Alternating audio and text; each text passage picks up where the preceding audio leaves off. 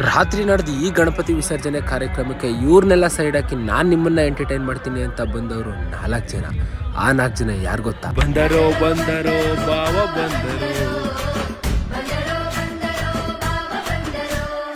ಈ ಥರ ಎಂಟ್ರಿ ಕೊಟ್ಟ ಇವರು ಬಂದಿದ ತಕ್ಷಣ ಕುಂತಿದ್ದು ನಮ್ಮ ಮಾದಪ್ಪನ ಸಾಂಗ್ಗೆ.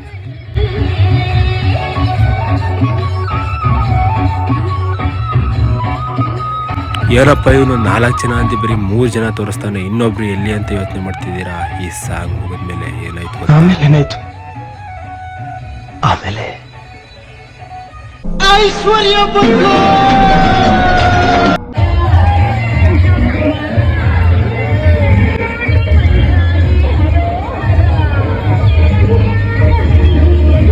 ಏನು ಇವ್ರ ಆಟ ಇಷ್ಟಕ್ಕೆ ನಿಂತೋಯ್ತು ಅಂತ ನೋಡ್ತಾ ಇದ್ದೀರಾ? ನಿಜ ಹೇಳ್ಬೇಕಂದ್ರೆ ಆಟ ಶುರುವಾಗಿದ್ದೇ ಈಗ. ಕ್ಯಾಡ್ಬರೀಸ್, ಆನೆ ನಡೆದಿದ್ದೆ ದಾರಿ ಬರ್ತಾ ಇದ್ದೀನಿ.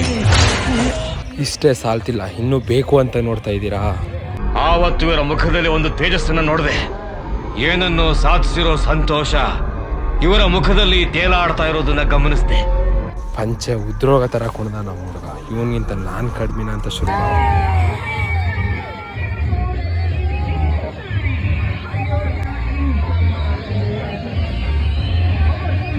ಇದನ್ನೆಲ್ಲ ನೋಡಿದ್ ನಮ್ಮ ಗಣೇಶ ಒಂದು ಮಾತು ಹೇಳ್ದ, ಈ ಕಣ್ಣಲ್ಲಿ ನೀವೇನೇ ನೋಡ್ಬೇಕೋ ಕಾಣೆ. ನೀವೇನೇ ಹೇಳಿ ನಮ್ಮ ಗಣೇಶ ಹಬ್ಬ ಅಂದ್ರೇ ಒಂಥರ ಎಮೋಷನ್. ಎಲ್ಲೆಲ್ಲೋ ಇರೋರನ್ನ ಎಲ್ಲರನ್ನೂ ಜೊತೆಗೂಡಿಸಿ ಎಲ್ಲರನ್ನೂ ಖುಷಿಪಡಿಸಿ ಕೊನೆಗೆ ತಾನೇ ನೀರಲ್ಲಿ ಮುಳುಗೋಗ್ತಾನೆ. Miss you Ganapa.